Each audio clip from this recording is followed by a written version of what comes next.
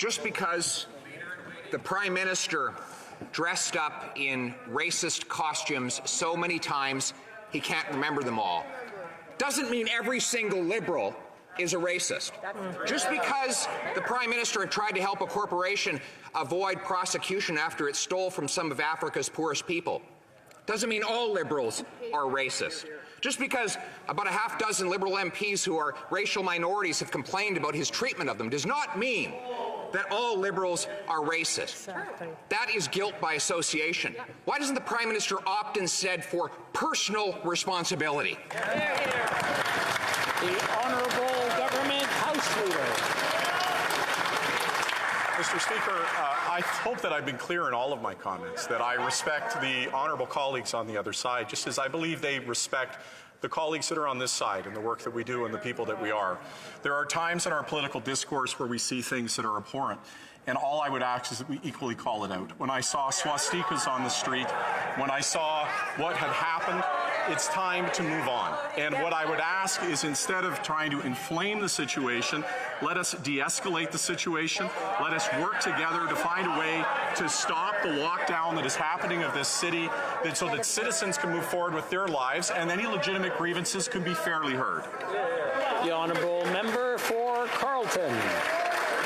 Well, Mr. Speaker, I agree. We should always call out evil symbols and the individuals who are individually responsible for putting them up. I remember a January 2018 event where the Prime Minister stared straight at a swastika and, instead of condemning it, said, "Thank you for coming, sir."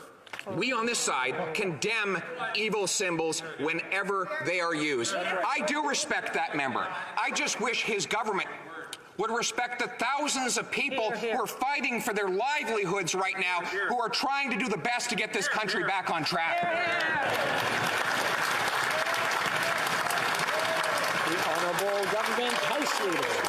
We are in a time of global crisis, a time when so many are being adversely affected by this pandemic, and our hearts go out to every one of them.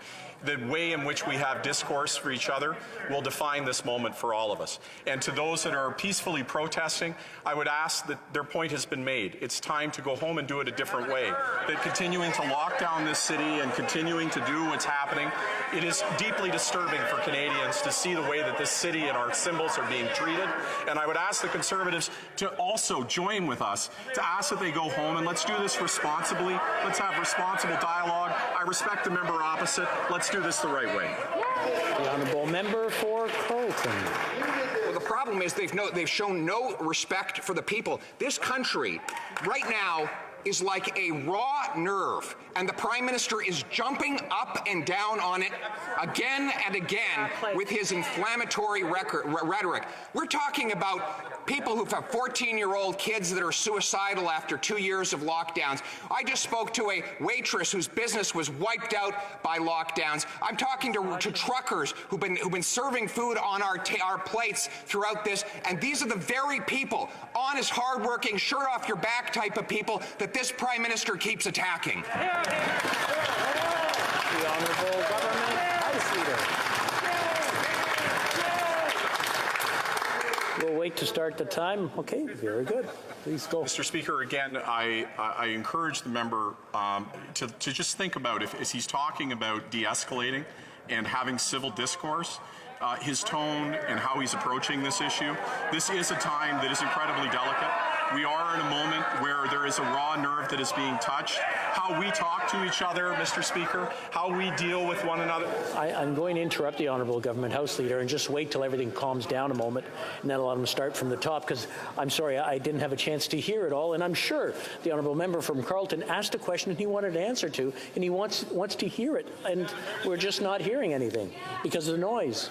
The Honourable Government House Leader, please proceed. I have an instinct, and that instinct is that Canadians expect us today, when they're seeing what's happened over this weekend, to watch the dialogue in this chamber be as respectful as possible, for us to dial down our rhetoric and our language, for us to engage in one another and find an off-ramp from the escalation that has occurred, because this is not healthy. In a healthy democracy, we have respectful debates that don't involve some of the things that we've seen. And all I'm asking for is for us to engage in a constructive way. So if we could attempt in this place, in this hour, to be equal to that, I hope that we can move forward on that basis, Mr. Speaker. Honourable member for Carleton. Well, I couldn't agree more. And, Mr. Speaker, I was out at an overpass as the truckers went by. And what I saw were cheerful, patriotic, optimistic Canadians who want their freedom back and want their livelihoods back. And they're standing up for their fellow Canadians, the 60% of families who fear they can't feed themselves. The 28-year-old kid living in mom's basement because he can't afford a home. The small businessman wiped out by endless lockdowns by incompetent politicians. These are the people that are standing up and fighting for their livelihoods and their freedom. Why won't the government finally stand with them?